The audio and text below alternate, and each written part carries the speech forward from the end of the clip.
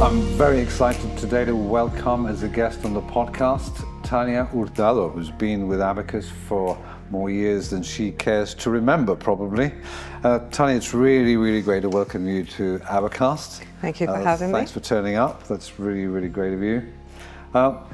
You've enjoyed a really successful career here at Abacus. If you think back along that journey, it's an extensive one.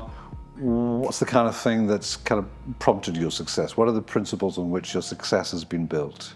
I'd like to think that I conduct myself from a place of authenticity. So I think that's really important.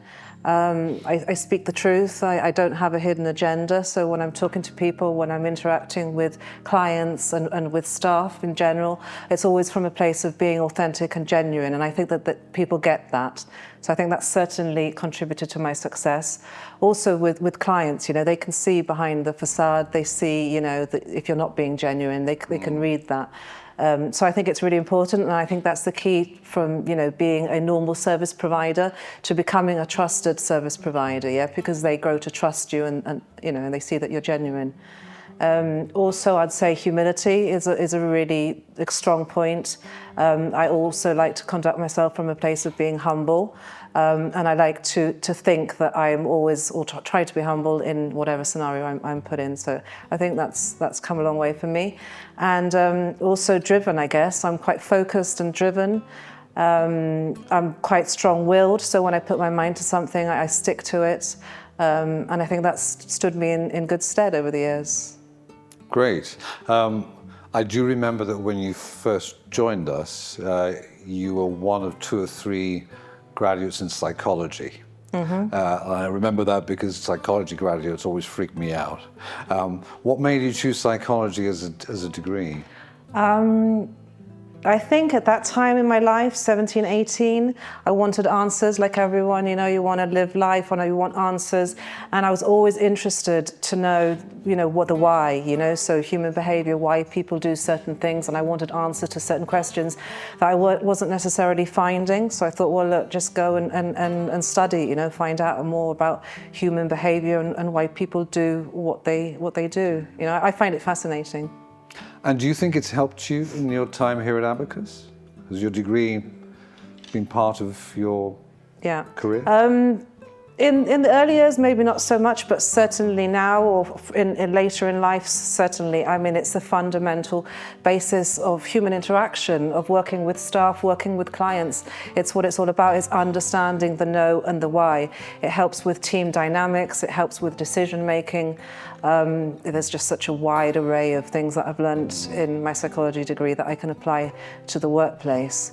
Again, as I said before, I find it fascinating. Human behavior and interaction and communication is what is key. Communication is key in any form of life, and you know, in the workplace and also outside of the workplace. It's about interpersonal relationships, isn't it? It's about working those relationships and making sure that they are genuine and honest, and with clients especially. Yeah, it's about working those relationships. And communication, here's a fascinating, well, you probably know this fact, but it's quite interesting because there's 3 elements of communication. Yeah, there's your tone, the words that you use, and there's your body language. Yeah, and the words actually come in really low in terms of what you're saying. Yeah, the message that's portrayed in your words is something ridiculous. I think it's something like 7%, whereas your tone is slightly higher. I think it's in the 30s, so around 38%. I'm going to make sure this adds up to 100. And then your body language counts for a whopping 50, yeah, whatever it is. Yeah. So you know, being mindful of this and being aware of this in all your interactions is in my opinion, key to a lot of things. Totally right. Kind of last one on the kind of the education part of it for now. If you bumped into University U on Main Street later today, living the life, what would you be saying to her? She won't be saying to me, she's like, what the heck, what are you doing? Well, would you? Wow. Yes, exactly. What would you think of what you chose to do with the rest of your life as compared to where you were back then. Yeah.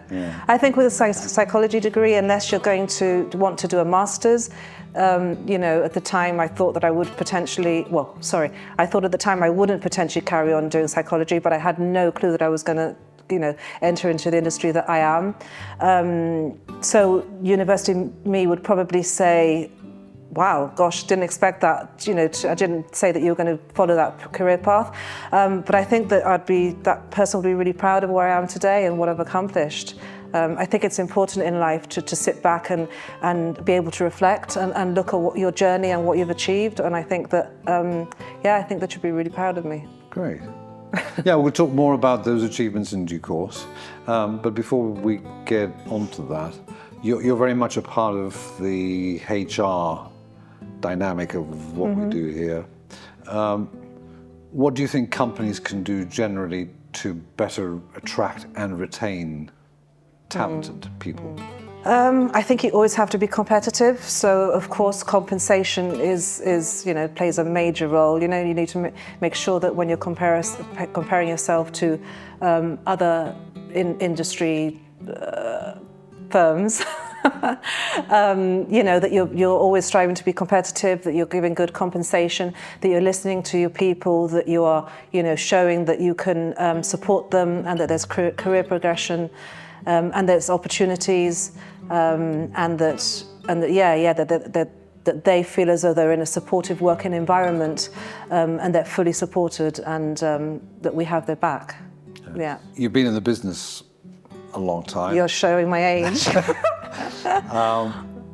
Just reflect a little bit about what changes you've seen in the trust and company administration world, which we've both been involved in for a long time. What are the kind of changes that, looking back, you've seen since you kicked off? Industry specific, I guess I'm asking for. You know, the particular aspects of trusteeship, company management, that universe that we inhabit. Well, I think the core hasn't changed. I think, again, it's all about relationships and creating that relationship with your client so that they trust you to be able to hand over the management of their assets to us. So that hasn't changed, and that is fundamental to everything that we do here. But that aside, you mentioned, you know, facsimile, and, you know, back then when I started 25 years ago, communication was a completely different ball game. You know, letters, phone, fax, no emails. I'm really showing my age now, aren't I? But certainly in terms of the types of clients that we used to deal with, they're a lot more sophisticated now. I guess that's because of the onset of the internet and access to information. The structures that we provide now are a lot more sophisticated and complex. I think the demographic as well of people in general, and I think that clients are becoming younger. And again, I think that we see, in comparison to 20 years ago, I think we see younger people getting rich faster, you know, and as a result of that, they need structures, they need our help to manage their assets. Yes, of course, we have the onset of the internet and digital platforms that have helped us, and that allows them to manage their assets in the way that they wouldn't, you know, manage them in the past, because they wouldn't have online access. But still, they're younger and they're more hungry, and they want us to provide solutions for them. So I think for sure the demographic has changed, and it's become more complex. But fundamentally, it's about the trust and relationships. Yeah. When I bump into my contemporaries, I always joke that when we were growing up in the 60s and 70s, the future looked like flying cars, landing on Mars, and this kind of thing. No one back then would have said that the internet would have changed everything, and that's where we are today. But maybe not focusing so much on that now as we look forward from here. We hear a lot about AI and the kind of stuff that's going to happen as a result of that, or that's already happening. Coming back to the industry, where do you think our industry is headed? Where's the trust and company world going in the future? I think there's much room for it still. You know, there's a lot of growth still. I think the regulation, unfortunately, you know, we live in an age where regulation is going to continue to increase, unfortunately, and transparency is going to become even more apparent than where it is now. But there's certainly a place for trust and company work in the future.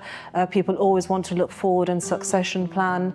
They're always looking for new initiatives to better manage their assets. So, you know, in my opinion, for sure, there's a place for us for a long time to come, and we will use AI to our advantage. Yeah, we're not dinosaurs. We're not dinosaurs, no. Yeah. Okay, just changing the focus a little bit now. And I know you don't like necessarily talking about yourself very much, but what's it been like for you as a working mum for much of the time that you've been with us? How have you balanced everything? What's the juggle been like? Well, when I decided to start studying, well, there was certainly encouragement from you know, people around me, and you being one, you certainly encouraged me to go down that route, and I saw the benefit and the merit of doing so. I didn't start straight away, just probably because I was fresh out of university and I thought I wanted a little bit of a break. I also wanted to make sure that this was the industry that I wanted to be in and the role was something that I was interested in. So I did that first, and then I thought, yeah, I think it's time to knuckle down and get serious and do this. And it was certainly the right time for me because I didn't have children, so I didn't have that distraction. And I also knew that this is where I wanted to be, and that I was fully supported. So it was certainly the right decision for me, and looking back, I don't regret it. You know, I think it would have been harder if I would have left it further on in my career, and certainly further on after the kids came along. What I'm most grateful for is the encouragement that I received. And I also took it one step at a time. So I always had the end goal in mind, but it was always, you know, one step at a time. And, you know, I think I did fail one exam, but that wasn't a huge deal. I just, you know, carried on and remained focused throughout. There is a pun in what we're saying, because you're saying you took one step at a time. Yes. So just to be clear, we're talking about STEP. Yes. STEP is the Society of Trust and Estate Practitioners, yes, which is a bit of a mouthful, but it basically means you're qualified to look after people's trusts and to administer their estates. That's right. And all the professional stuff that goes with that. And it helped a lot because I was getting the day-to-day training, on-the-job training, and that's great. But there's also a theory side to it, you know, and that helped a lot. Yes. So one of the things we are constantly up against as a business is recruiting graduates who hopefully would come back to Gibraltar once they've completed their degree. What advice would you give to somebody who's joining us now, who's just started out, about being qualified, about the importance of it? Look, I don't think it's the be-all and end-all. I do think that you can have success without a qualification, but I do think that it separates you from other people that don't, you know, and I think that was one of the reasons I started as well. I thought, well, this is going to stand me in good stead in the future, and it's going to make me stand out from others that don't, and hopefully that will help in my career progression. So certainly it's an added benefit to your armour, if you want to call it your armour.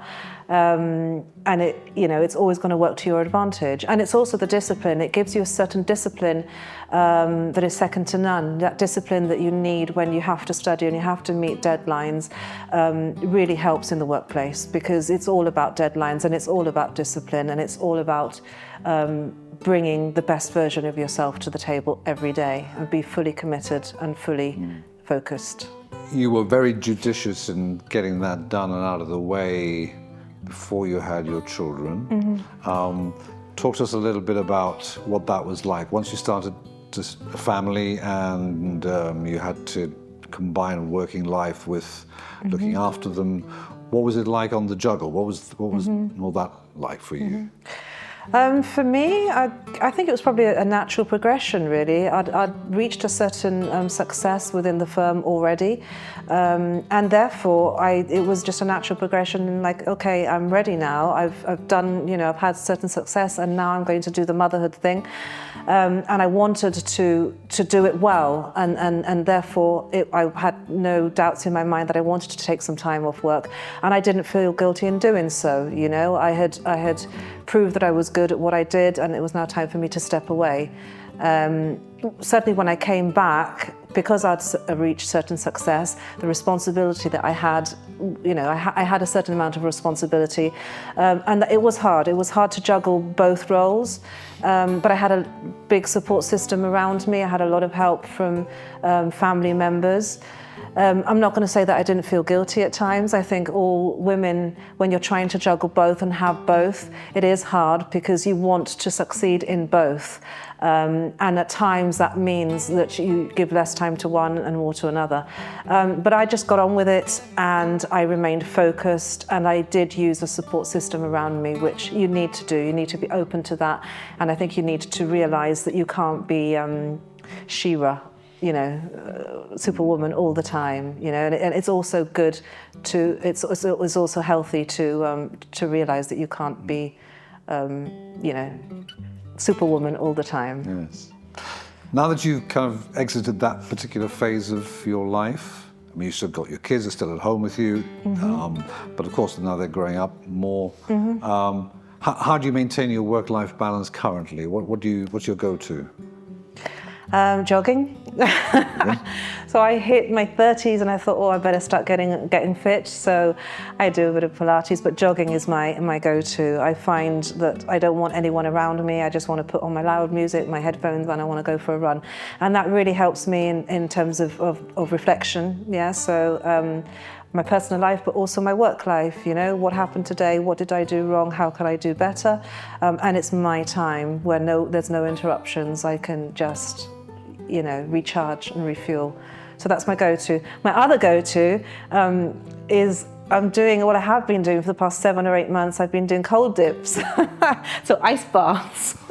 Okay. Yes, it's great for circulation. There's a lot of health benefits. So I'm also doing that, which again, I would never have imagined myself doing, but I think it's because I'm very strong-willed, and when I decide to do something, I'm going to do it. So that's my other go-to at the moment, yeah.